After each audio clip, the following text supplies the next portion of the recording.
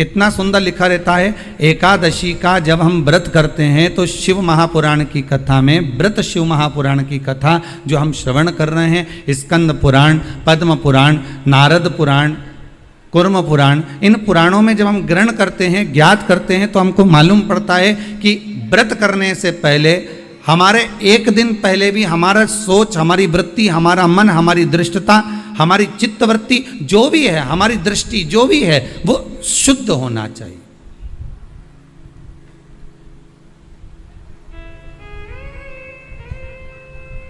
हमारा भाव शुद्ध हो, हमारा मन शुद्ध हो।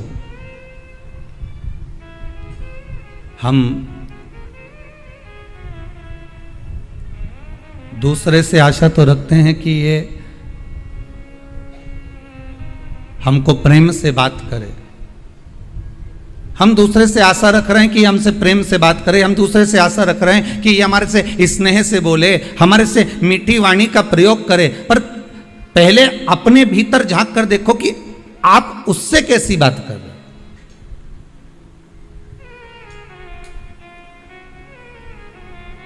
पहले भी कथा में कहा, आज फिर कहते हैं, प्रेम दोगे तो प्रेम मिलेगा। जो आपके पास में है वो आप लुटाना प्रारंभ कर दीजिए। आपके भीतर अगर अहंकार है तो आप अहंकार लुटाना प्रारंभ कर दीजिए। आपके भीतर अगर कपट है तो आप कपट लुटाना प्रारंभ कर दीजिए। सामने वाला स्वयं कपटी हो जाएगा। आपके भीतर अगर झूठ है, प्रपंच है, तो झूठ और प्रपंच लुटाना प्रारंभ कर दीजिए। सामने वाला अपने आप झूठ और प्रपंची हो जाएगा। आपके भीतर अगर विश्वास है तो आप विश्वास देना प्रारंभ कर दीजिए, विश्वास लुटाना प्रारंभ कर दीजिए, विश्वास देना प्रारंभ कर दीजिए। सामने वाला विश्वासवान हो जाएगा।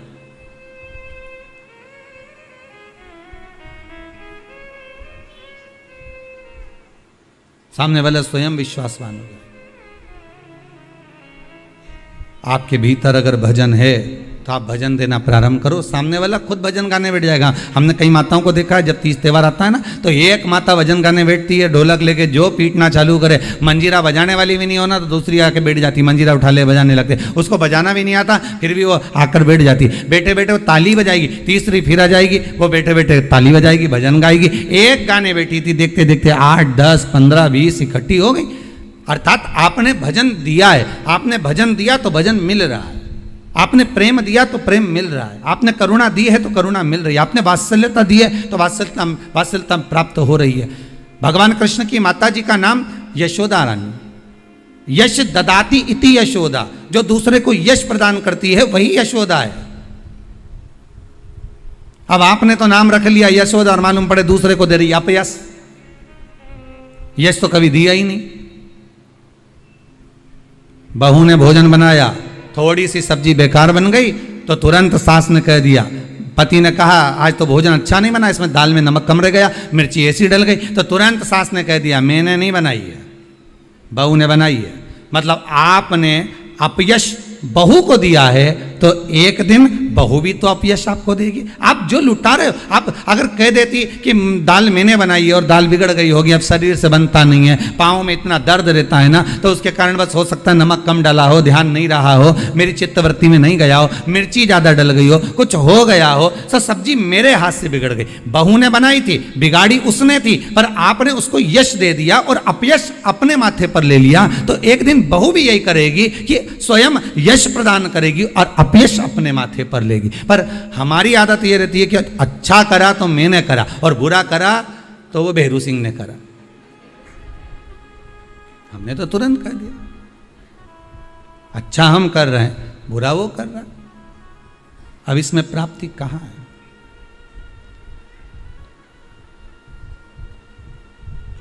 इसमें सुख का भान कहां है? आप अच्छा देने का प्रयास करो तो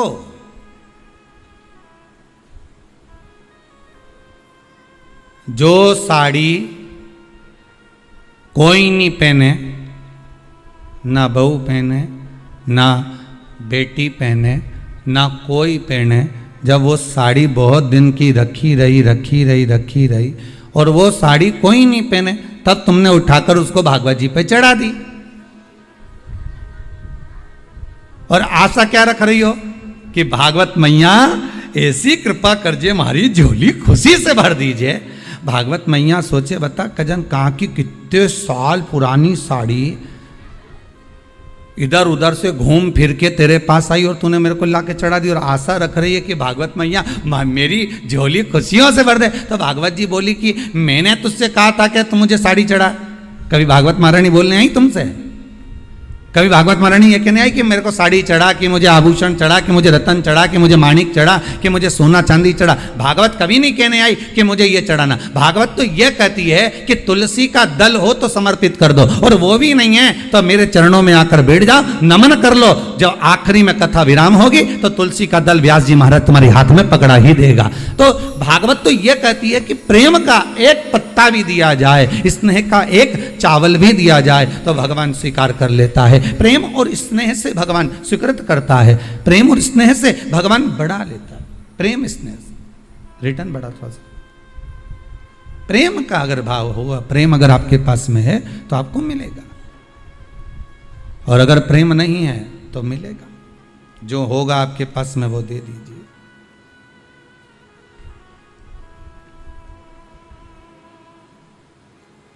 और जब आप प्रेम लुटाने लगोगे, जब आप प्रेम देने लगोगे तो प्रेम मिलने लगेगा।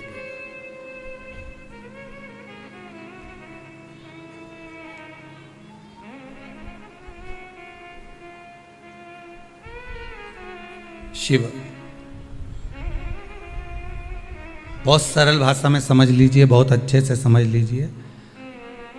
शंकर भगवान ने अपनी जटा में गंगा जी को रखा और सारे विश्व के उद्धार के लिए, संसार के उद्धार के लिए शंकर भगवान ने वो गंगा पृथ्वी पर भेज दी।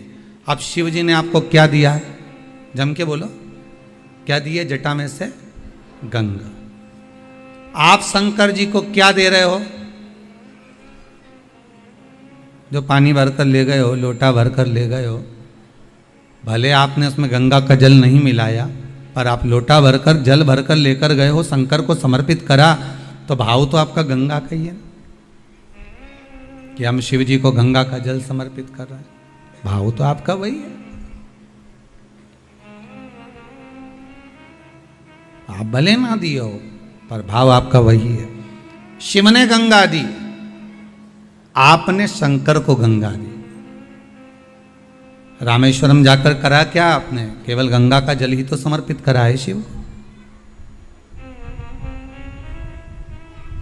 क्योंकि भोलेनाथ ने, विश्वनाथ ने, शंभू ने आपको प्रदान करा था तो आपने उनको दिया है।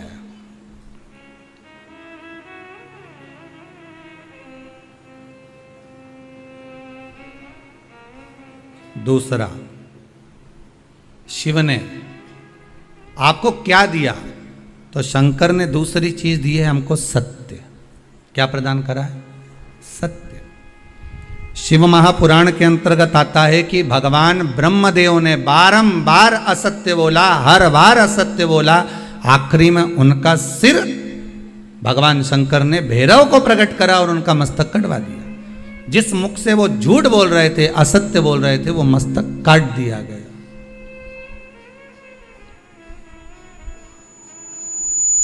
वो मस्तक काट दिया गया जिससे वो असत्य बोल रहे थे, जिससे वो झूठ बोल रहे थे।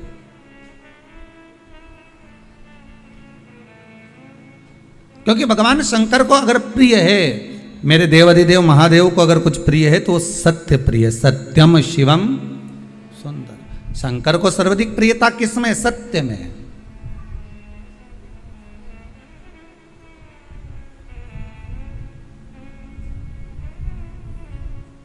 सतनाम कहो, भोलेनाथ कहो, भोलेनाथ कहो, भोलेनाथ कहो। सत्य में शिव है और जहां शिव है वहां जीवन अपने आप सुंदर है। सत्य शिव ने दिया है। कब दिया? जब सती मैया राम जी की परीक्षा लेकर आई, और परीक्षा लेकर आने पर राम जी की परीक्षा लेकर जब भगवान शिव के पास पहुंची और शंकर भगवान ने पूछ लिया, क्यों सती तुम नीचे गई थी, मृत्यु लोक में। तो मृत्यु लोक में जाने के बाद अपने राम जी जो घूम रहे थे उनकी परीक्षा ली, पर सती ने असत्य बोल दिया कि मैंने कोई परीक्षा नहीं ली। शंकर भगवान ने ध्यान लगा कर देखा कि सती मैया सीता जी का रूप रख कर गई हैं और राघव जी की परीक्षा ले रही हैं। तब शंकर भगवान का हृदय निचोड़ गया, शंकर भगवान का हृदय कचोट गया। शिव जी के नेत्रों से अश्रु का एक बूंद नीचे की ओर गिर गया। सती मां ने, माता सती ने शंकर भगवान के उसी अश्रु को अपने हस्त कमल में लिया। नाथ, ये अश्रु आपका है, सती आप इस अश्रु की हकदार नहीं हो।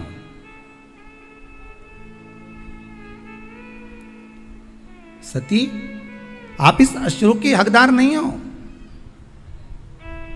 सती ने पूछा, इस अश्रु की हकदार मैं नहीं हूं? नहीं नहीं, आप इस अश्रु की हकदार नहीं हो, ये अश्रु तो आप किसी और को दीजिए। सती ने पूछा क्यों? शंकर भगवान बोले, मेरा ये अश्रु आपको मालूम नहीं है कि ये मेरा आंसू कब निकला है? आप झूठ बोली हो, असत्य बोली हो, तब निकला है।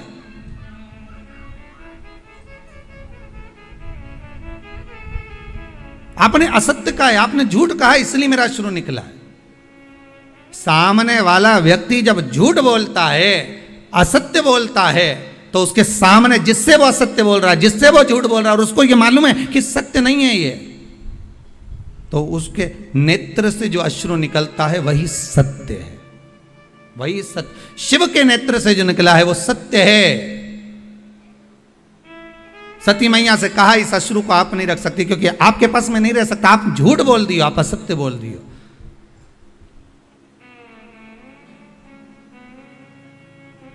व्यक्ति तो आखिरी में बोलता है राम नाम सत्य है, बाकी का समय तो राम राम जपना, पराया माल अपना, मुख में राम बगल में चोरी। सत्य तो आखिरी में निकलता है, जब जीवात्मा चली जावे, जब ये आत्मा, ये जीव केवल शरीर पड़ा हुआ है और आत्मा निकल गई, तब लोगों ने जब उठा कर लेकर गए तब कहा कि राम नाम सत्य है। इससे पहले सत्यता नजर नहीं आती। जब तक जिंदा रहता है ना, तो परिवार सत्य है, पत्नी सत्य है, कुटुंब सत्य है, मेरा घर परिवार, नाते रिश्ते, ये सब सत्य नजर आएंगे। और जैसे ही प्राण छूट गए, सब असत्य, बस राम नाम सत्य नजर आता, उसके सिवाय कुछ सत्य नहीं दिखता।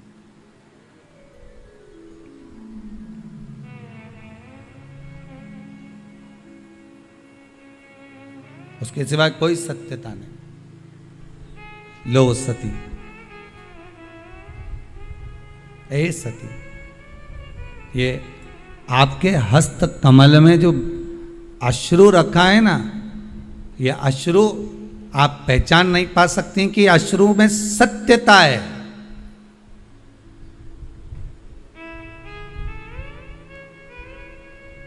इस अश्रु को आप जान नहीं पाओगे। किसी ने एक लाइन अच्छी गाई है, शायद किसी ने गाए होगी, कोई कलाकार ने, पर अच्छा था। हजारों तरह के ये होते हैं आंसू, अगर दिल में गम हो तो रोते हैं आंसू, और खुशी में भी दामन भिगोते हैं आंसू। अब अश्रु भी हजार तरह के होते हैं। एक हो सकता है कि प्रसन्नता का भाव आ जाए, तब आपकी आंख में आंसू आ जाए, मेरे बेटे का जॉब लग गया, मेरा बेटा ठीक हो गया, आज मेरा पुत्र ठीक हो गया। आज कोई माता आई थी, कह रही थी मेरा बेटा 5 साल से जो बीमार चल रहा था, बाबा की ऐसी कृपा हो गई, वो ठीक हो गया, वो श्रेष्ठ हो गया।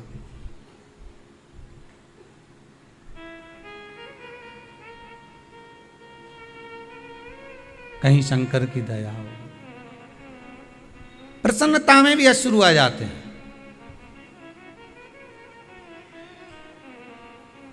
जिससे मिलने के लिए बहुत समय से तरस रहे हो, बहुत समय से जान रहे हो, अगर वही माता पिता कुटुंब कबीला जिससे स्नेहता है वो सम्मुख आ जाए तो भी आंसू आ जाते हैं। प्रेम है, करुणा है, वात्सल्यता, स्नेह।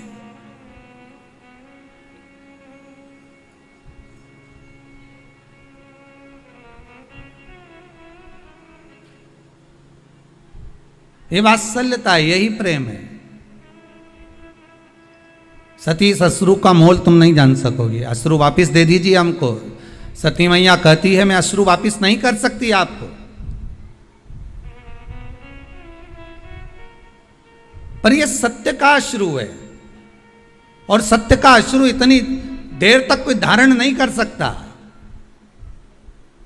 सियोर वाला महाराज भले गला चिल्ला चिल्ला के बोल दे कि आप सत्य बोलो, सत्य बोलो, सत्य बोलो, पर तुम कथा में 3 घंटा सत्य बोल लोगे, बाकी की जगह पर तुम 2-4 घंटा सत्य बोल लोगे, पर फिर जैसे ही मोबाइल हाथ में आया, कानों पे लगाया, फिर झूठ चालू।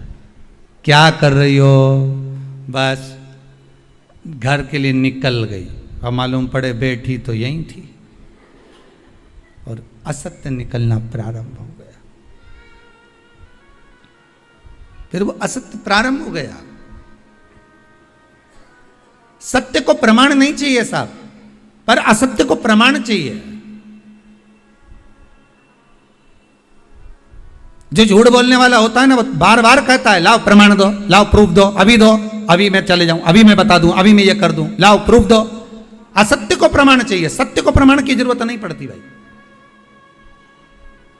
अभी मैं ये कर देता हूं, सत्य को प्रमाण नहीं चाहिए। सत्य सत्य। सती ब्रह्मदेव ने असत्य बोला, भगवान शंकर ने तुरंत भैरव को प्रकट करा, और काल भैरव को प्रकट होकर कहा काट दो ब्रह्मा जी का सिर जिससे वो असत्य बोल रहे हैं, काटो इसका सिर। नख तोड़ा, ब्रह्मदेव का सिर कट गया, क्योंकि झूठ बोल रहे थे। असत्य से ब्रह्मा जी का सिर कट सकता है, तो झूठ बोलने से, असत्य बोलने से हमारा पुण्य कट नहीं सकता।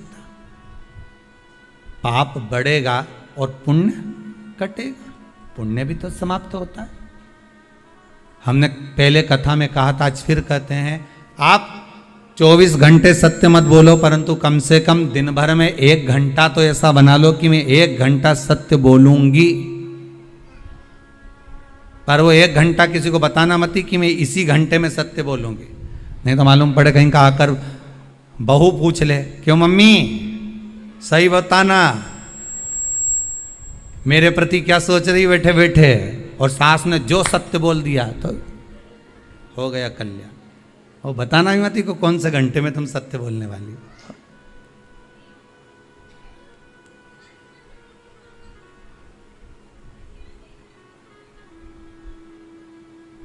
जैसे गीता पढ़ने का विषय है, हृदय में उतारने का विषय है। गीता, श्रीमद् भगवत गीता पढ़ो, हृदय में उतारो, अपने बच्चों को पढ़ाओ। क्यों? क्योंकि आज अगर आपके बच्चे गीता को पढ़ लेंगे तो आपके बच्चों को अदालत में खड़े होकर गीता पर हाथ नहीं रखना पड़ेगा। गीता पढ़ने का विषय है, गीता हृदय में उतारने का विषय है। श्रीमद् भगवत गीता को अपनी चित्तवृत्ति में, अपने मन में अगर हमने उतार लिया तो हमारे घर के बच्चों को कभी अदालत में जाकर खड़े होकर गीता पर हाथ नहीं रखना पड़ेगा। अगर गीता का स्मरण करा है तो, श्रीमद् भगवत गीता का मनन चिंतन करा है तो।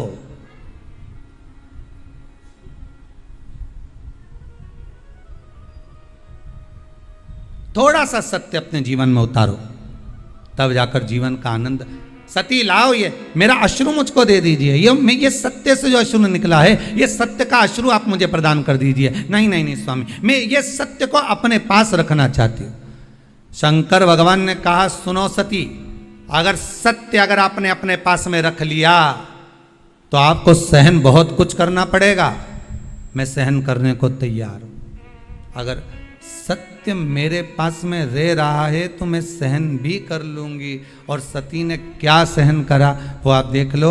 सती जब पिता के यज्ञ में गई और वहाँ पहुँची, और पहुँचने के बाद माता सती ने जब जो देखा, देखने के बाद सती ने सत्य कहना प्रारंभ करा और सत्य सुनना प्रारंभ करा, तो सती को भस्म होना पड़ा।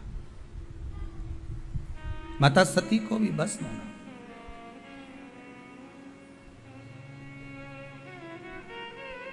बड़ा कठिन है महाराज।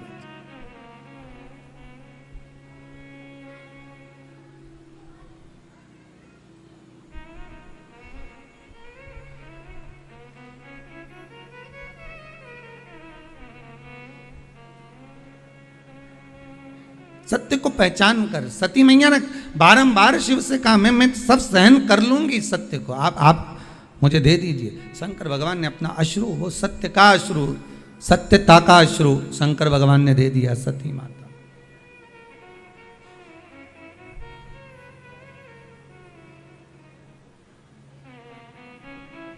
और सत्य जब माता सती के हृदय चित्त में समाहित हो गया, सत्य जब माता सती के हृदय चित्त में विराजमान हो गया, तब फिर सती शिव के चरणारविंद का स्मरण कर कर अपने प्राणों को त्याग दी, भस्म हो गई। बस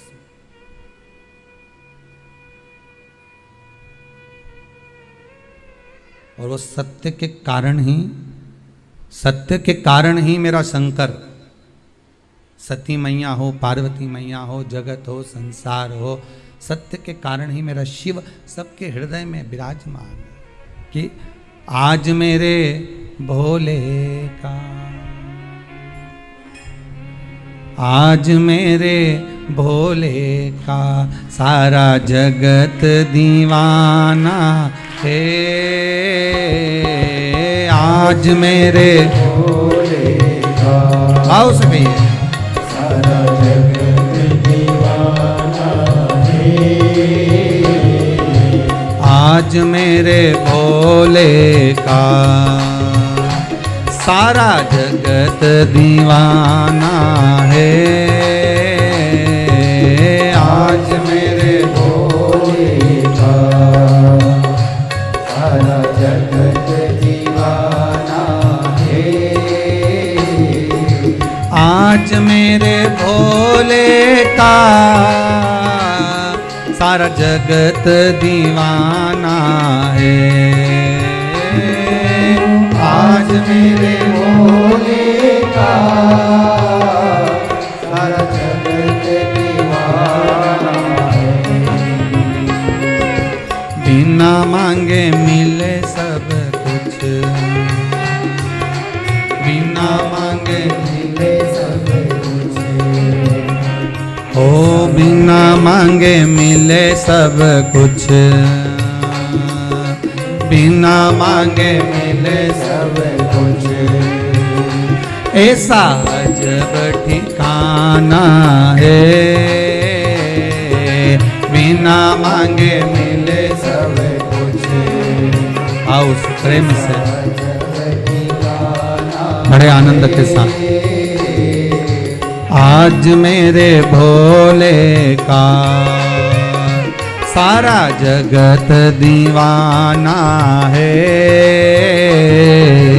आज मेरे भोले का सारा जगत दीवाना है। जय हो।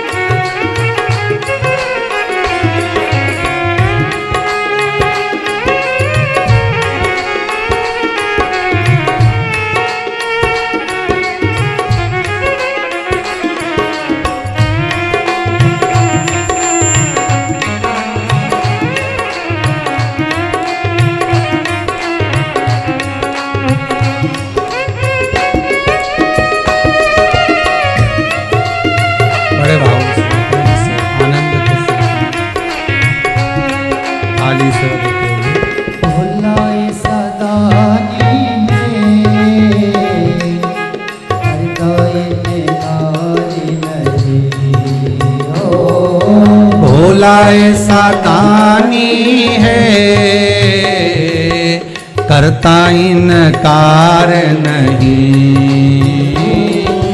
भोला ऐसा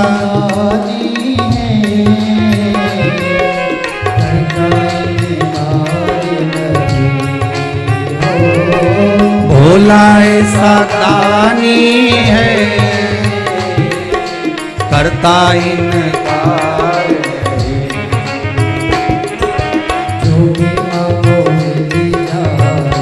हर भोले जो भी मांगो मिल जाए, सब भोला खजाना है, जो भी मांगो मिल जाए, ऐसा खुला खजाना है। आज मेरे भोले का सारा जगत दीवाना है, आज मेरे भोले का सारा जगत दीवाना है, आज मेरे भोले का सारा जगत दीवाना है, आज मेरे भोले का सारा जगत दीवाना है, आज मेरे भोले का सारा जगत दीवाना है, आज मेरे भोले का सारा जगत दीवाना है। बिना मांगे मिले सब कुछ, बिना मांगे मिले सब कुछ, ऐसा आज आना है, बिना मांगे मिले सब कुछ, ऐसा जब दीवाना है, ओ बिना मांगे मिले सब कुछ, ऐसा जब ठिकाना है, बिना मांगे मिले सब कुछ, ऐसा जब दीवाना है, आज मेरे भोले का सारा जगत दीवाना है,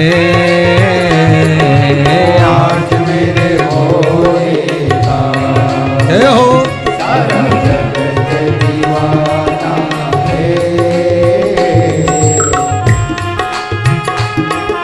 जय हो।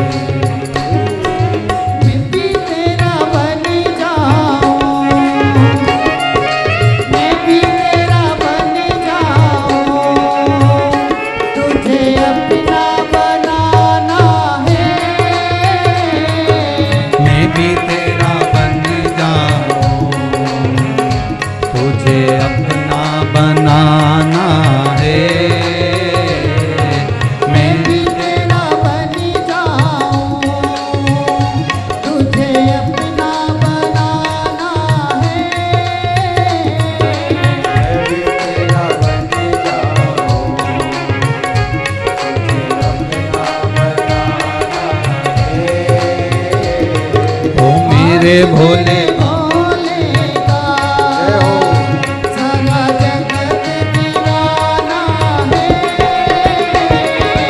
आज मेरे भोले का सारा जगत दीवाना है। आज मेरे मिले सब कुछ ऐसा जब ठिकाना है। बिना मांगे मिले सब कुछ ऐसा अजब ठिकाना। शिव करुणा सागर कृपालु जब दया करता है, करुणा करता है, उसके दरबार पर जाकर जब जीव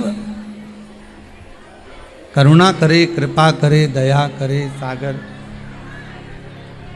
ये शिव ही कर सकता है, कोई दूसरा नहीं कर सकता। सत्य शिव को प्रिय है, सत्य शिव को प्रिय है। और जब शंकर भगवान को सत्य प्रिय है तो उस शिव को अगर कुछ देना है तो ब्रह्मदेव को सत्य ही देना था।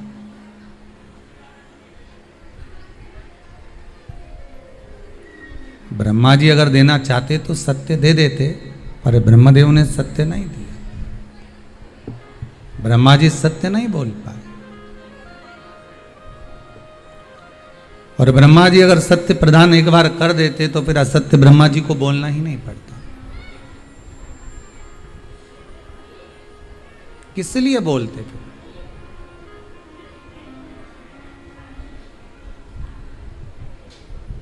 व्रत का सबसे पहला नियम, एकादशी व्रत का सबसे पहला नियम है कि आप जिस दिन व्रत करो उसके एक दिन पहले भक्ति का संचार इस हृदय में कर लो। भक्ति का संचार इस हृदय में कर लीजिए। जिस दिन आप व्रत करो, जैसे एकादशी का व्रत कर रहे हो तो दशमी के दिन शाम का समय जब आवे, रात्रि जब होने लगे, शाम का समय आवे और रात्रि का आप जब भोजन ग्रहण करो तो उस भोजन में कोई ऐसा पदार्थ ग्रहण मत करिए जिस पदार्थ के कारण आपकी एकादशी बिगड़ जाए।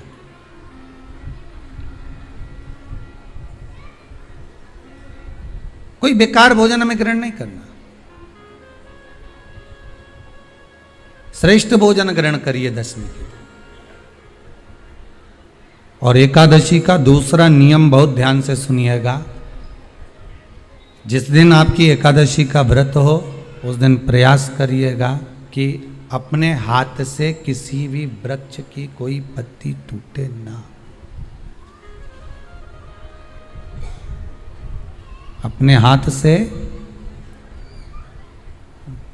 किसी भी वृक्ष की, पौधे की, किसी भी वृक्ष की पत्ती अपने हाथ से ना टूटे। बहुत ध्यान दीजिएगा महाराज। एकादशी का ये दूसरा नियम है कि अपने हाथ से किसी पौधे की, किसी वृक्ष की, किसी डाली की कोई पत्ती टूटे ना, कोई पत्ती ना टूटे, इसका प्रयास करिए।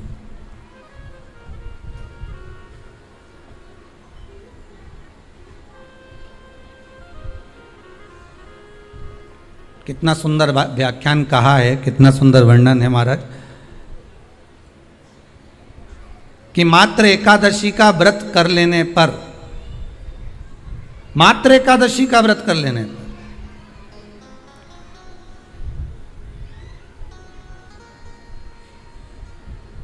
जो पूर्व में किया गया हमारा पाप कर्म है, हमने किसी जीव की हत्या करी है, हमने किसी को कष्ट प्रदान करा है, हमने किसी को अपशब्द कहा है, हमने किसी को ताने दिए, हमने किसी को आड़ा टेढ़ा कहा है, हमने किसी को गालियां दे दी है, मात्र एकादशी का व्रत ही कर लेने पर ये सारे जो दोष हैं वो समाप्त हो जाते हैं।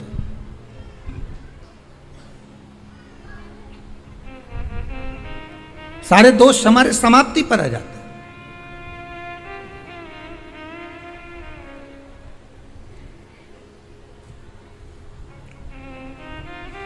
अब एक विचार करिएगा थोड़ा सा अपने मन में, अपने चित्त में, अपनी वृत्ति में एक बात उतारिएगा, एक अपने मन में एक बात को उतार कर रखिएगा कि आप अपने पाप को, अपने पाप कर्म को जिस दिन छिन्न करने वाले हो, समाप्त करने वाले हो, अपने पाप को आप जिस दिन समाप्ति पर लेकर जा रहे हो, तो उसके एक दिन पहले आपको प्रसन्नता होना चाहिए कि नहीं होना चाहिए कि कल मेरा पाप कटने वाला है, कल मेरा पाप समाप्त होने वाला है,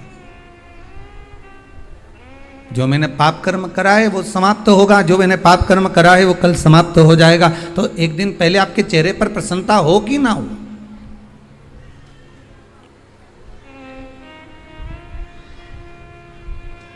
और चेहरे पर वो प्रसन्नता आपके आना चाहिए कि कल मेरा एकादशी का व्रत है, आज दशमी है, कल एकादशी का व्रत है, तो कल मेरी जब एकादशी का व्रत रहेगा तो मेरा ना जाने कितना कितना पाप, कितना कितना असत्य, कितना कितना झूठ, कितना कितना प्रपंच वो समाप्त हो जाएगा। इसमें मुझे प्रसन्नता हो, इसमें मुझे आनंदता हो।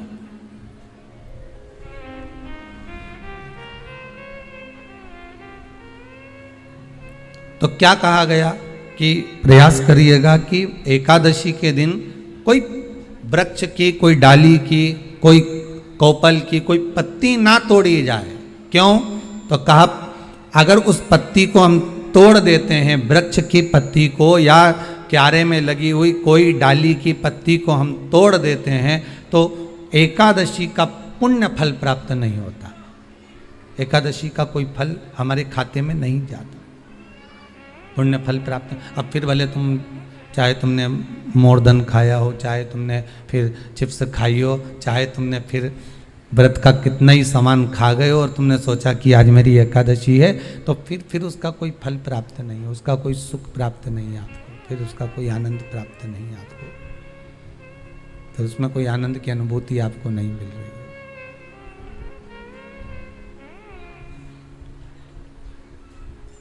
फिर उसमें कोई फल की प्राप्ति आपको नहीं हो रही। आस्था चैनल के माध्यम से जितने भी एकादशी करने वाले हैं और चतुर्थी का व्रत करने वाले हैं, बहुत ध्यान से आज की कथा सुनना कि एकादशी का आपसे आपके बच्चे पूछेंगे, मम्मी हम भगवान विष्णु का दर्शन करते हैं, हम राम जी का दर्शन करते हैं, हम कृष्ण भगवान का दर्शन करते हैं, हम भवानी माता का दर्शन करते हैं, हम शंकर जी का दर्शन करते हैं, हम सारे देवी देवताओं का दर्शन करते हैं, पर ये एकादशी माता तो कभी नजर ही नहीं आती। पूछेंगे कि नहीं पूछेंगे कि तुम जिस एकादशी का व्रत करते हो, इनका जन्म कहां से हुआ, कहां जन्मी थी? एकादशी की जन्मस्थली कहां है? भाई भगवान कृष्ण की जन्मस्थली तो मथुरा है, श्री राम जी महाराज की जन्मस्थली बोल दो जम के अयोध्या है।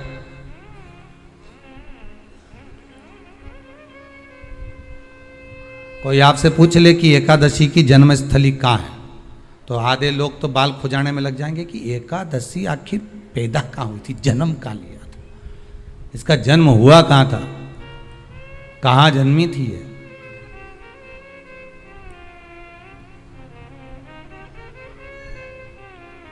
इसका जन्म स्थल है कहाँ? और अगर मान लो जन्म स्थल एकादशी का है,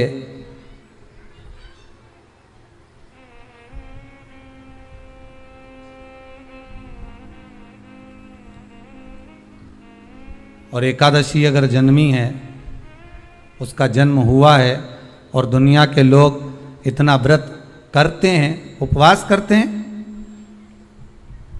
तो फिर इसका जन्म स्थल कहां होगा? तो कहा इसका जो जन्म स्थल है वो बद्रीनाथ। कहां पर है? बद्रीनाथ। और उस बद्री विशाल में भी एक गुफा जिसका नाम है हेमवती।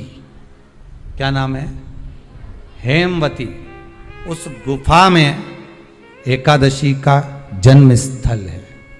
बद्री विशाल में हेमवती गुफा, जो 12 योजन अंदर प्रवेश करने जितनी है, 12 योजन की गुफा के अंदर, हेमवती के अंदर एकादशी का प्रागट्य हुआ था, एकादशी का जन्म हुआ था।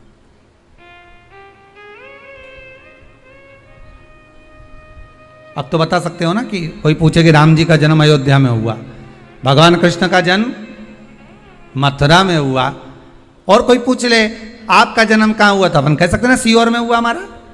और आपसे कोई पूछे कहाँ हुए तो कहीं इंदौर में हुए, कि देवास में हुए, कि भोपाल में हुए, कि मुंबई में हुए, कि पूना में हुए, आपका तो बता दोगे। पर बच्चे आपसे पूछ ले मम्मी तू इतनी एकादशी का व्रत करती है, एकादशी का तू व्रत करती है, और सबको करा देती है कि वल्लभ कुल की एकादशी करो, भले बकरी जैसे चरो पर एकादशी करो, और सबको एकादशी कराया। तो कोई पूछ ले कि एकादशी का जन्म कहाँ हुआ था, तो आप कह सकते हो कि बद्री विशाल में, हेमावती में, बद्री विशाल के हेमवती गुफा के अंदर जो 12 योजन की गुफा है, उस गुफा में एकादशी का जन्म हुआ। कब हुआ?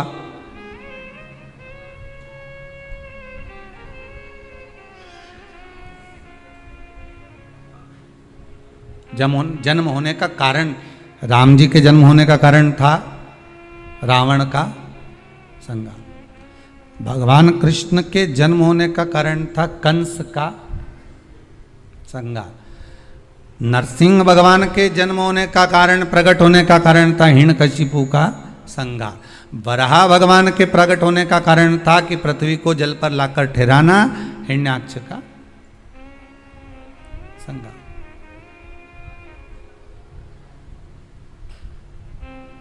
तो फिर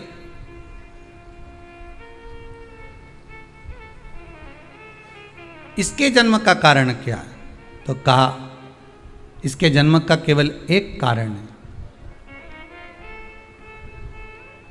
सतयुग में, अब एक और बात का बहुत ध्यान दीजिएगा महाराज, सतयुग एक बार नहीं हुआ कि तुम सोचो कि सतयुग के बाद में द्वापर, त्रेता आ गया, त्रेता के बाद द्वापर आ गया, द्वापर के बाद कलयुग आ। एक सतयुग नहीं है, एक त्रेता नहीं है, एक द्वापर नहीं है, ना जाने कितने कितने सतयुग निकल गए, ना जाने कितने कितने द्वापर, त्रेता, कलयुग, ना जाने कितने निकल गए।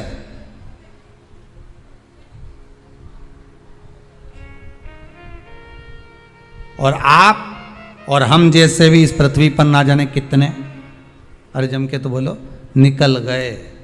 पृथ्वी वहीं की वहीं है, जिस मकान में रहते हो वो मकान भी वहीं की वहीं है।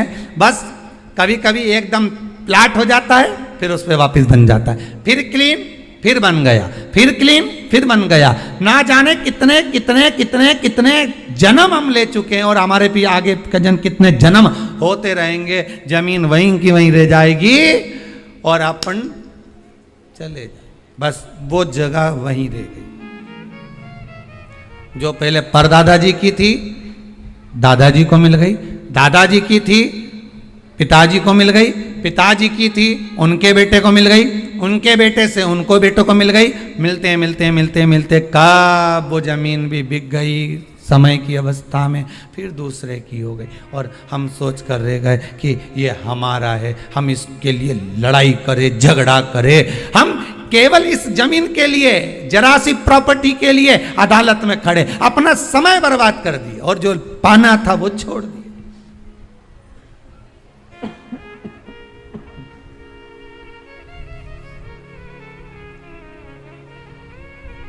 जो पाना था वो छोड़ दिया हमने।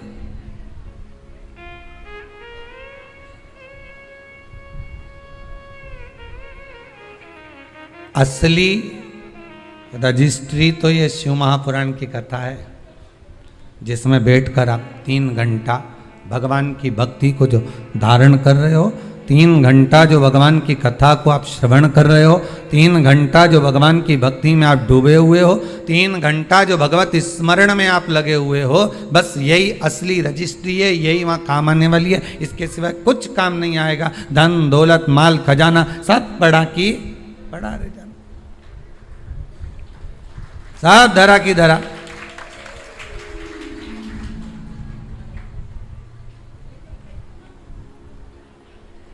रह गया। वो एक लाइन आप लोग स्मरण करते होंगे, सज धज के जिस दिन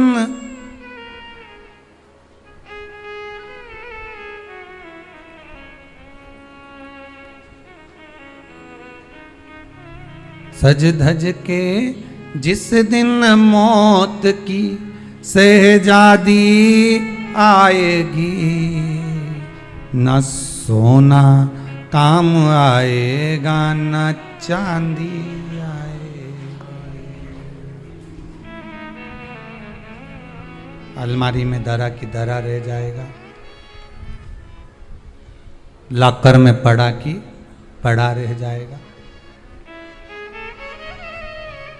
लॉकर में पड़ा की पड़ा है, अलमारी में धरा की धरा है। कपड़े भी सारे घड़ी बने की बने रहे, कपड़े भी धरे की धरे रह गए और सब पड़ा रह गया। कि छोटा सा तू कितने बड़े अरमान हैं तेरे,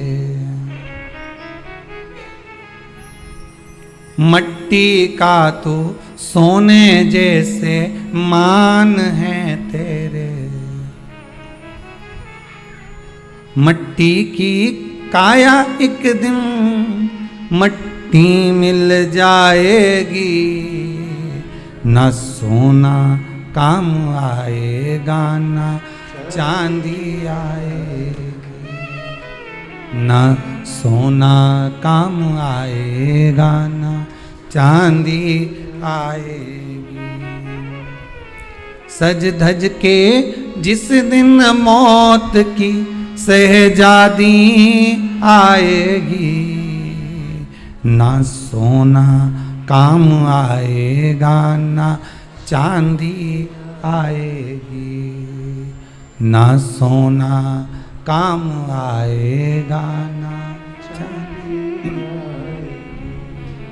सब पड़ा रह जाएगा, धरा की धरा रह जाएगा, सब पड़ा की पड़ा रह गया, जीव चला गया। झगड़ा करा, लड़ाई करी, विवाद करा, खूब झगड़े पर मिला क्या? इतनी सी जमीन है, इतनी।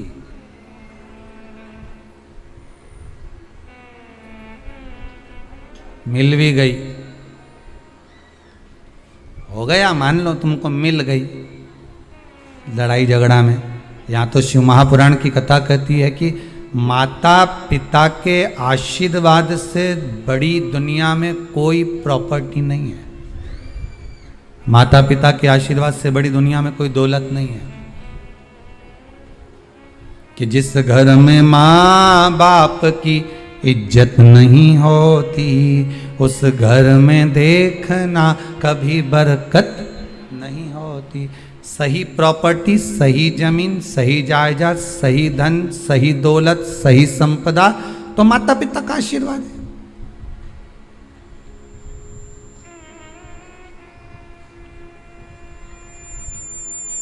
सही दौलत तो वही है, सही जायदाद तो वही है।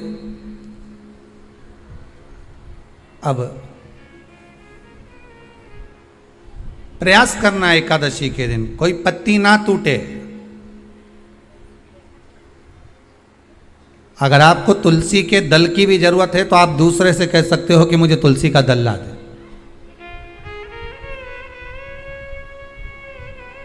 पर मेरे हाथ से मैं किसी को कष्ट ना दूं। कितने तपबल से एकादशी की उत्पत्ति हुई है, कितने तपबल से। महाराज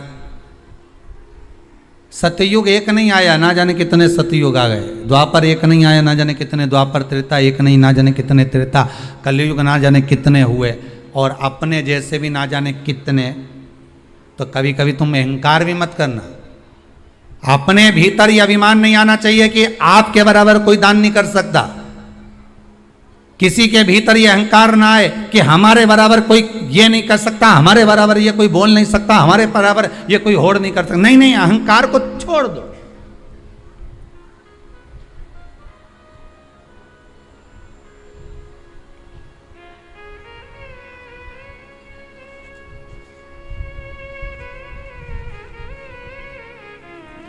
इस भारत की भूमि पर, इस भारत माता की गोद में अगर वीर भी जन्मे तो ढेर वीर जन्मे, कोई एक नहीं। कोई एक सोचे कि मेरे बराबर कोई और नहीं कर सकता, नहीं, ना जाने कितने।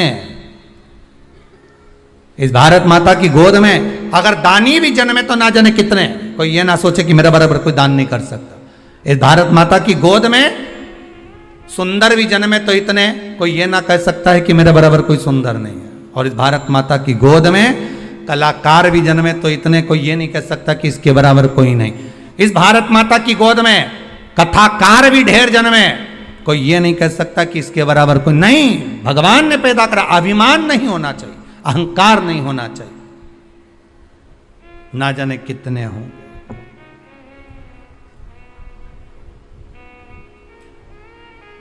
ना जाने कितने।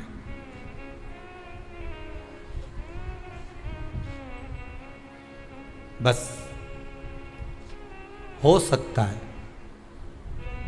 सतयुग, त्रेता, द्वापर, कलयुग भी जो अनेक हुए हैं तो हम भी अनेक होंगे, हम भी ना जाने कितने होंगे। सतयुग की कथा है। सतयुग में एक नाड़जंग नाम का एक असुर हुआ।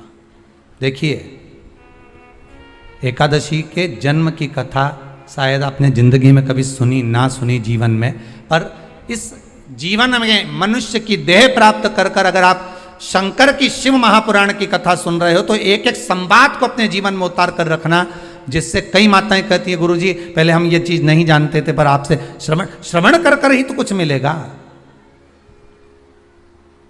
आने वाली पीढ़ी को हमको ज्ञान देना है। सियोर वाला महाराज तो 3 घंटा 2 बजे से 5 बजे तक आस्था चैनल पर, फेसबुक पर, यूट्यूब पर कथाबाज देगा। इसके बाद जवाबदारी आपकी है। कथा सुनने के बाद जवाबदारी आपकी है कि आपके बच्चों को शाम को भोजन कराते समय, आप रात्रि को अपनी बहन से बात करते समय, आप रात्रि को अपने रिश्तेदारों से बात करते समय उनसे भी प्रश्न कर सकते हो। क्यों आज तूने कथा सुनी थी? आज अपने एकादशी के जन्म की कथा सुनी कि एकादशी कब पैदा हुई, एकादशी का जन्म कब हुआ, कौन सी जगह पर जन्मी थी। अपने को मालूम था कि राम जी कहाँ जन्मे, अपने को मालूम था भगवान कृष्ण कहाँ जन्मे, अपने को मालूम था नरसिंह भगवान कहाँ जन्मे, पर अपने को एकादशी का जन्म कहाँ हुआ ये नहीं मालूम था। आप अपनी बहन से, अपने रिश्तेदारों से बात कर सकते हो। 3 घंटे की कथा तो आप यहां श्रवण कर लेते हो आस्था चैनल के माध्यम से, फेसबुक और यूट्यूब के माध्यम से। इसके बाद की जवाबदारी आपकी है कि इस कथा का प्रसाद आप किस किस को दे रहे हो। आप कथा का फोन लगाकर किस किस को बोल रहे हो कि 2 बजे से 5 बजे तक कथा आ रही है, सुनो। व्रत शिव महापुराण की कथा है। व्रत उपवास जो अभी तक करते आए हैं उसी को सुन रहे हैं कि अब कैसे करना चाहिए। करते तो आए पर उसको करना कैसे। कहां जन्म ले लिया तो कहा महाराज बद्रीनाथ में। कब जन्मी एकादशी? एकादशी का जन्म कब हुआ तो कहा एक नाड़ाजंग नाम का सुर था, राक्षस, जिसके पुत्र का नाम था मुर। क्या नाम है? मुर। मुरदैत्य। ये मुरदैत्य इतना विशालकाय था, इतना विशालकाय था, रहने वाला चंद्रावती नगर का था। कौन से नगर में रह रहा था? चंद्रावती नगर। बड़ा विशालकाय।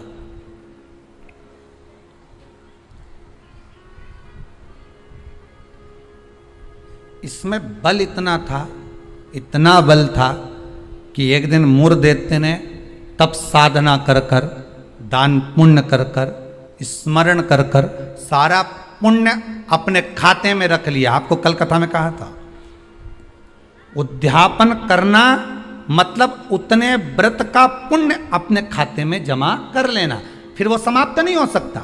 उस पर सील ठप्पा लग गया मतलब ये प्रॉपर्टी तुम्हारी हो गई। उद्यापन करना मतलब ये इतने व्रत तुम्हारे खाते में चले गए। अब ये व्रत तुम किसी को ना तो कहीं जा सकते हैं ना छिन्न हो सकते, क्योंकि उसका तुमने उद्यापन कर दिया, उस पर सील ठप्पा लग गया, उसकी रजिस्ट्री हो गई, वो आपका हो गया।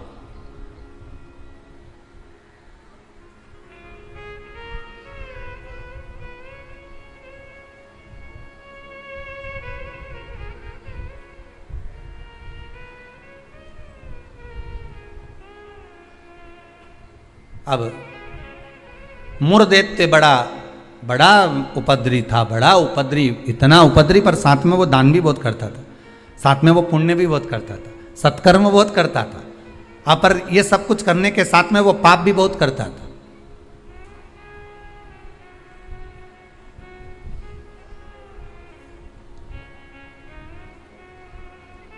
बहुत पाप करता था, पुण्य के साथ में पाप भी बहुत करता था। होता है व्यक्ति पुण्य के साथ में पाप कर भी देता है। शंकर जी के मंदिर में लोटा भर के पानी चढ़ाने गया और मन में विचार कर कर गया, बताओ अपने आप को कैसी इत्र आ रही है। दूसरे को देख के अपन तुरंत उसी समय पे पाप कर दिया। बताओ अपने आप को कितनी इत्र आ रही है। अरे अरे वो इतरारे इतरान दे, तू तो अपना शंकर जी के जल चढ़ाने, हरि ओम बोलने, नमः शिवाय बोलने, अपने घर जा। तेरे को क्या करना कि इतरारी ने कई कर रही, वो करे करे करना। तुम तो शंकर जी भजो, शिव नाम जपो, शंकर का स्मरण करो और भगवान का भजन करके अपने घर जाओ बस। पर मुरदैत्य पुण्य भी करता था तो पाप बहुत करता था। इतना पाप कर्म था, इतना पाप कर्म था कि वो घबराए नहीं, बस पाप ही पाप में लिप्त हो जाए। समय आया, एक बार ये मुरदैत्य पहुंच गया अमरावती, अमरपुर, भगवान वैकुंठ अधिपति के उस भवन में जहां 33 कोटि देवता सदा विराजमान रहते हैं। ऐसे सुंदर आनंद में भगवान के धामों में पहुंच गया और जिस इंद्र लोक में जाता तो इंद्र को पकड़कर जमीन पर फेंक देगा। अब बहुत अच्छे से सुनिएगा महाराज, देवता ऊपर जब युद्ध करते थे और युद्ध के मैदान से नीचे गिरते थे तो मृत्यु लोक में नहीं आते थे। कहाँ नहीं आते थे? मृत्यु लोक में। पर मुरदैत्य इतना बलवान था कि देवताओं को जब पकड़कर फेंकता था तो किसी लोक में नहीं जाते थे, मृत्यु लोक में ही जाते थे। अब बल देखिए कितना प्रबल होगा। कोई लोक नहीं, ऊपर से फेंका तो डायरेक्ट नीचे।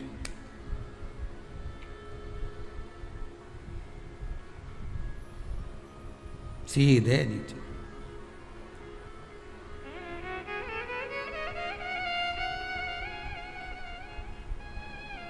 जितने लोक उतने देवता, और जितने लोक उतने देवता। अब इसने सोचा इतने सारे देवताओं को अलग अलग गिराने कब तक जाऊंगा, तो इसने क्या करा, आज चढ़ गया सारे लोकों पर और लोकों पे चढ़कर जो नृत्य करना प्रारंभ करा, जम जम के नाचना, तो सारे लोक हिलने लगे और जितने उसमें 33 कोटि देवता रह रहे थे सब मृत्यु लोक में गिर गए। अब सारे लोक में किसका राज्य हो गया? जम के बोलिए जरा, उस मुरदैत्य का। सारे लोक खाली, मुरदैत्य का राज्य। सारे देवता इकट्ठे होकर शंकर भगवान के पास में गए, क्योंकि मृत्यु लोक में आ गए तो मृत्यु लोक में कहां जाएंगे। आपको पहले भी कथा में कहा, मृत्यु लोक में जन्म हुआ है आपका, आप पृथ्वी पर जन्मे हो। और मृत्यु लोक में जन्म लेने के बाद अगर आप मन में सोचो कि हम शंकर की आराधना क्यों कर रहे हैं, अरे मृत्यु लोक में जन्म लेने के बाद शंकर की आराधना ही मूल है, शिव की आराधना ही जरूरी है।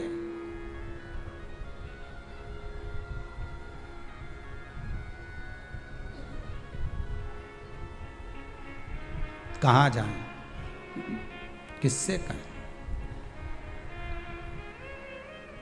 वैकुंठ लोक के अधिपति भगवान विष्णु, ब्रह्मलोक के अधिपति भगवान ब्रह्मा, इंद्र लोक के अधिपति इंद्र, यमलोक के अधिपति यम, मृत्यु लोक के अधिपति महादेव है, भगवान शिव है। और अगर आप मृत्यु लोक में रह रहे हो तो आपके जीवन में अगर दुख है, तकलीफ है, कष्ट है, रोग है, बीमारी है, तकलीफ में हो तो शंकर की शरण में जाइए। सारे 33 कोटि देवताओं का चरित्र एकादशी के जन्म की कथा कर रही है, पद्म पुराण की कथा कर रही है, स्कंद पुराण की कथा कर रही है, शंकर की पावन कथा कर रही है कि देवता जब मृत्यु लोक में आ गए और मृत्यु लोक में आने के बाद उनको जब कष्ट हुआ, किसी देवता के पास नहीं गए, सबसे पहले शंकर जी के पास गए, क्योंकि जो करीब में होता है उसी को पुकारा जाता है। एक बहू पूना में रह रही है और एक बहू तुम्हारे साथ में रह रही है और तुम्हारा पेट दुखे या चक्कर आ रहे हैं तुमको, तो क्या पूना वाली को फोन लगा के बोलोगी बहुत चक्कर आ रहा है?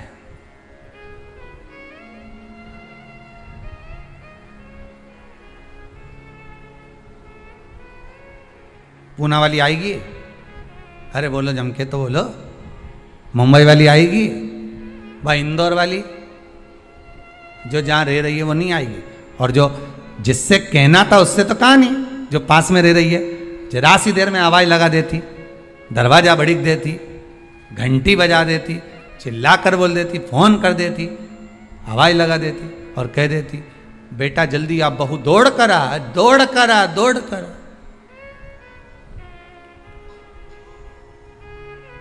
बोलो आती कि नहीं आती?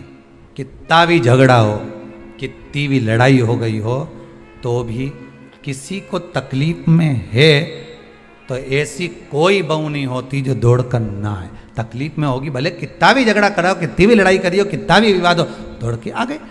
और आई तुरंत, क्या हो गया मम्मी? बस मेरे को चक्कर आ रहा है। अब तुमने पूना वाली को बुलाया, इंदौर वाली के बुलाया, बड़नगर वाली के बुलाया, ने पीपर ठौन वाली के बुलाया, ने नीमच वाली के बुलाया,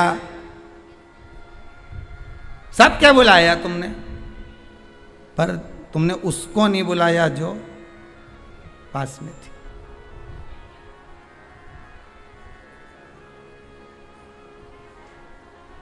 जो नजदीक में थे। मृत्यु लोक में जब देवता नीचे गिर गए तो इनके नजदीक में कौन थे? भगवान शंकर।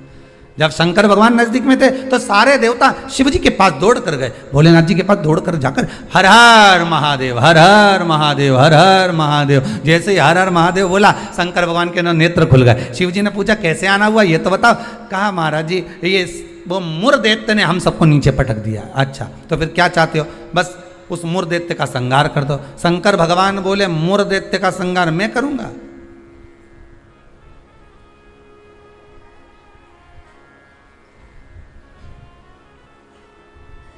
मैं नहीं कर सकता। क्यों? उसका संहार भगवान विष्णु करेंगे। उनसे जब कहो जाकर, तो भगवान विष्णु तो हमारे, हम 33 कोटि देवता नीचे नजर आ रहे, पर भगवान विष्णु कहीं नजर नहीं आ रहे। हमको तो लग गया ऊपर से पटका होगा तो वो नीचे चले गए होंगे। भगवान नहीं दिख रहे हमको, हमें नजर नहीं आ रहे, हम कहां ढूंढे उनको? ये हमारी दृष्टि है। हमारी दृष्टि से भगवान को हम देखने का प्रयास करेंगे ना, भगवान नहीं मिल सकता। भगवान को पाने के लिए भीतर की दृष्टि चाहिए, आत्मा की दृष्टि, मन की दृष्टि चाहिए। हमारी दृष्टि पे तो चश्मा लगा होता है। हाँ, ब्लैक कलर का लगा है तो ब्लैक दिखेगा, नीला लगा है तो नीला, पीला लगा है तो पीला, हरा लगा है तो हरा। उसी तरह हमारी दृष्टि पे चश्मा लगा है, कामी होगा तो कामी दिखेगा, लोभी होगा तो लोभी दिखेगा। चोर को चोर नजर आता है, साहूकार को साहूकार नजर आता है, बेईमान को बेईमान नजर आता है, ईमानदार को ईमानदार नजर आता है, धर्मात्मा को धर्मात्मा नजर आता है, पुण्यात्मा को पुण्यात्मा नजर आता है। साहूकार को साहूकार दिखेगा, ईमानदार को ईमानदार दिखेगा, ढोंगी को ढोंगी नजर आएगा, पापी को पापी नजर आएगा, कपटी को कपटी नजर आएगा। आप जैसा चश्मा लगाए होगे, सामने वाला व्यक्ति वैसा नजर आएगा। आप अपनी आंखों का इलाज अच्छा करवाओ, सामने वाला व्यक्ति अपने आप ही अच्छा नजर आने लगेगा, अपने आप। हमारी सास तो हमेशा हमारा बुरा ही सोचती है। सास बुरा नहीं सोचती, चश्मा गड़बड़ हो गया। समझ गए? अरे बोलो तो, समझ गए ना? चश्मा गड़बड़ हो गया मतलब दृष्टि गड़बड़ हो गई। हमने देखा हमारी सास हमारा बुरा सोचती है, मतलब बुरे हम हैं, हम सोच रहे हैं बुरे। अगर अच्छा सोचते तो कह देते हाँ है तो सास ना, इन्होंने मेरे पति को जन्म दिया है, और मेरे पति को जन्म दिया। जब पति इतना प्रेम से मेरे से व्यवहार करे तो सास क्यों व्यवहार खराब करेगी? अरे बोलो तो, करेगी। जब पति तेरे लिए जेब में भर के गजक लाए, कुरकुरा लिया है, चिप्स लिया है, तब तूने एक बार भी नहीं किया कि बताओ मेरा क्या जो, तो कहे पति अच्छा है पर सास बुरी। नहीं नहीं, दृष्टि हमारी बुरी है, उसमें हमें सामने वाला व्यक्ति गलत नजर आ रहा है। हम अच्छा देखना प्रारंभ कर देंगे ना तो हमको अच्छा मिलने लगेगा। बुरा जो देखन में चला और बुरा न मिलया कोई, कौन मिला फिर बुरा? ये मन।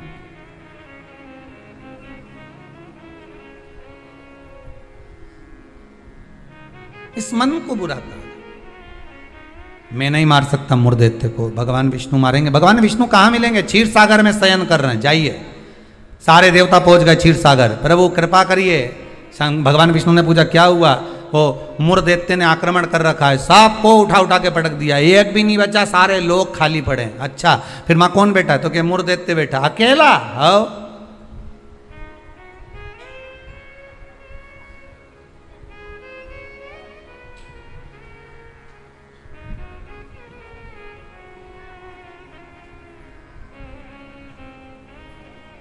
वो अकेला बैठा है। हाँ, भगवान विष्णु बोले आप चिंता मत करो, चलो चलो हमारे साथ। चंद्रावती नगर पर सारे 33 कोटि देवता आक्रमण कर दो। शंकर भगवान तो मुस्कुराने लगे। एक मुर्दैत्य के लिए 33 कोटि देवता अपना अपना लोक छोड़कर आ रहे हैं युद्ध करने के लिए। विचार करिएगा जरा। एक व्यक्ति की हस्ती मिटाने में, एक व्यक्ति की हस्ती मिटाने में ना जाने कितने लग जाते हैं नीचे गिराने में, ना जाने कितने।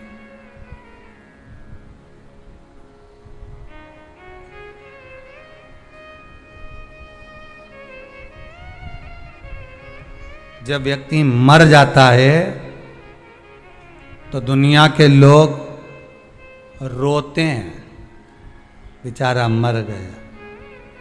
और जो मर गया उसको वापिस जिंदा कर दे भगवान तो फिर खो जाते हैं, फिर उड़ गया, वापिस उड़ गया। फिर ना जाने कितना मेहनत करेगा, कितना कमाएगा, ना जाने कितनी बिल्डिंग बना लेगा, ना जाने कितना धन जोड़ लेगा, खो गए। मरा तो रो गए। संसार का नियम है। एक व्यक्ति की, मुर्दैत्य की मात्र हस्ती को मिटाने के लिए सारे आ गए, पर 33 कोटि देवता 15 मिनट नहीं लगे मुर्दैत्य को।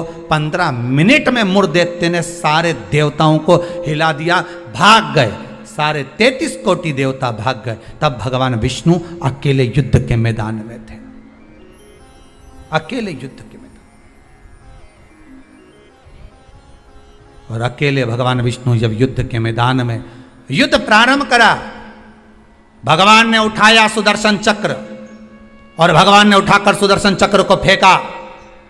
मुर्दैत्य के जितने जितने असुर थे, जितने राक्षस थे, सबका संहार करने के लिए फेंका। फेंक तो दिया, सारे जितने असुर थे वो मर भी गए, पर मुर्दैत्य इतना प्रबल था कि उसने एक फूंक मारी, सबको जीवित कर दिया। भगवान विष्णु आश्चर्य में पड़ गए, गजब गजब। ये एकादशी के जन्म की कथा है।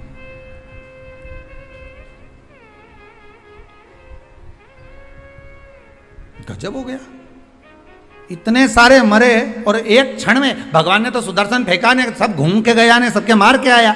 वो के तो 1 घंटा, आधा घंटा, 15 मिनट, 10 मिनट, 5 मिनट लगे होंगे। इसने तो एक फूंक मारी, जो यहां से चालू करा, हैप्पी बर्थडे ने टू यू, एक फूंक में ही सब निपटा दिया। ले, सब जाग गया, सब। जैसे वो 11 साल होए तो लोग 11 मोमबत्ती जला। हमारे यहाँ तो कहीं नियम नहीं है, हिंदू धर्म के शास्त्र के अनुसार ये नियम नहीं है कि मोमबत्ती को बुझाओ कि दिया बुझाओ। हमारे यहाँ तो जन्मदिन मनाओ तो दिया जलाओ। और पहले बात तो जन्मदिन मनाओ तो पहले सोच के मनाओ कि 14 साल के हो गए, मतलब भगवान के करीब जाते जा रहे हैं, करीब। 35 साल के हो गए, मतलब 36वें में लग गए, उसकी ओर करीब पहुंच गए। जैसे जैसे उम्र बढ़ती जा रही, तुम तो केक काट रहे हो, ऊपर तो नगाड़े बज रहे हैं, भेरू आने वाला है, ऊपर नगाड़े बज रहे हैं। 68 का हो गया, गांव के लोग जन्मदिन मना रहे, ऊपर कह रहे तैयारी कर लो रे, थोड़ा और बचा है, आने वाला है।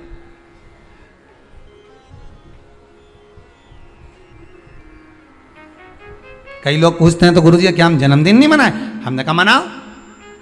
तो आप तो ऐसा बोलते हैं। हमने कहा जन्मदिन मनाना मतलब हम तो समझ जाते हैं कि ये जन्मदिन इसलिए मना रहे हो क्योंकि तुम्हें खुशी है भगवान के पास जाने की, इसलिए मना रहे हो कि अब हम भगवान की ओर करीब हो गए, हम और करीब हो गए, हम और करीब हो गए। अरे जन्मदिन आता जाए तो विचार करते जाओ कितने साल निकल गए। ना राम नाम लीनो ओ तूने भरी जवानी में, तो डूब के मर जा रे चुल्लू भर पानी में। अरे काहे जन्मदिन मनाओ तो विचार करिए कि हमारा जन्मदिन हम क्यों मना रहे हैं, किस लिए मना रहे हैं, कहाँ जा रहा है, हमारा समय निकले चले जा रहा है। ना राम गाए ना कृष्ण गाए ना शंकर का स्मरण करा, यूं ही गवा दिया। और बच्चा कुचा था तो जन्मदिन आदि रात को मेन रोड पे गाड़ी को खड़ा करके बोनट पे केक रख के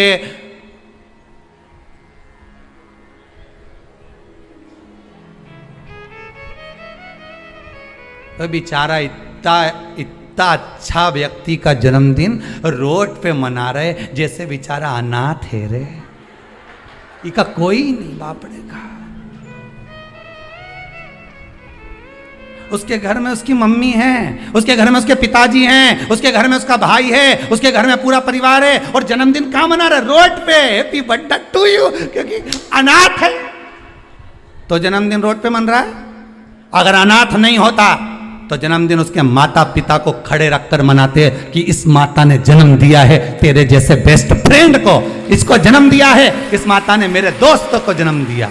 खुश होते कि माता पिता ने जन्म दिया। सबसे पहले जन्मदिन पर अगर पूजन करना है तो माता पिता के गले में माला पहनाओ कि इनने तुम्हें जन्म दिया है, तुम्हारे जैसा व्यक्ति इसने पैदा किया है, तुम्हारे जैसे जीव को इसने जन्म दिया है। तुम्हें जो दोस्त मिला, तुम्हें जो फ्रेंड मिला, जो तुम्हें समझ गए, भेरू के भेरवी ने भेरवी के भेरू मिल गया। तो जिसने जन्मदिन की खुशी उनके सामने मना।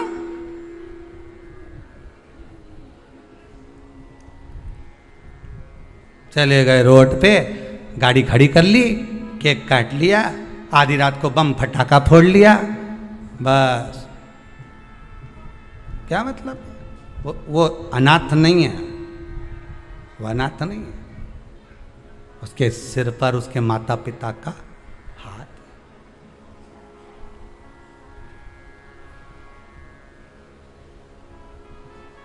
ने एक फूंक मारी केक की, सारी मोमबत्ती बुझा दी। और इस मुर्देते ने एक फूंक मारी ने जितना गिरा पड़ा था नहीं सबके जगा दिया एक ही में।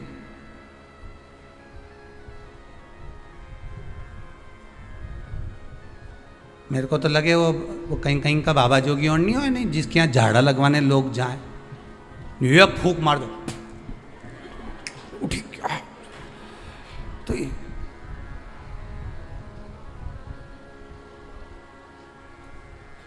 देखा, एक फूंक में उठ गया।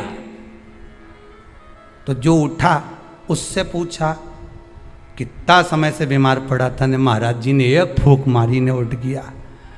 वो बोला फूंक से उठा नहीं हूं, महाराज जी के मुंडा में ऐसी बदबू आई रही थी, एक बार में उठ गया। इसलिए भगाई, दूसरी मार देगा फूंक तो निपटी जाऊंगा, तो मैं जाऊं। और के गया महाराज जी के कान में, कहीं पायरिया की कहीं बीमारी बीमारी तो नहीं है मुंडा में? फूंक में छूट।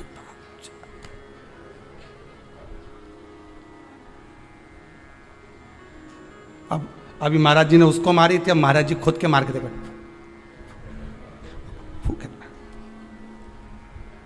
मुर्देते ने जो फूंक मारी ने सब पड़िया ने सब उठी गया एक साथ, सारा की सारा उठ के बैठ गया। अब तो भगवान भी सोचे क्या करें। भगवान ने सुदर्शन को वापस लिया, गदा का प्रहार करा। गदा युद्ध हजारों वर्ष तक चला मुर्देत्य के साथ, 1000 वर्ष तक गदा युद्ध चला है भगवान विष्णु का। गदा युद्ध में जब भगवान विष्णु हार गए तब मल्लाह युद्ध प्रारंभ हुआ। कहते हैं हजारों वर्ष निकल गए, 10, 20, 25, 50 हजार वर्ष केवल मल्लाह युद्ध में निकल गए भगवान विष्णु के, तो भी नहीं हारा। आखिरी में भगवान विष्णु की हापड़ी थोड़ी ऊंची। भगवान विष्णु को लगा कि ये हार नहीं रहा। भगवान विष्णु थक गए, क्योंकि ये मूर दैत्य तो पत्थर जैसा था और मेरे नारायण कमल जैसे कोमल थे। भगवान एक जगह जाकर बैठे। लक्ष्मी जी ने, पद्मावती जी ने, माता लक्ष्मी ने जाकर पूछा, नाथ हुआ क्या है? भगवान कह रहे हैं मैं थक चुका हूं, हजारों वर्ष से युद्ध लड़ रहा हूं, पर तू ये हारता नहीं है। तब लक्ष्मी, मैं आता हूं तो रुक। लक्ष्मी जी को क्षीर सागर में रोका और भगवान नारायण दौड़ कर गए बद्री विशाल। हेमवती गुफा में प्रवेश कर गए। 12 योजन की उस गुफा में मेरे भगवान प्रवेश कर गए। जाकर मेरे नारायण सो गए, क्योंकि इतने थक चुके थे।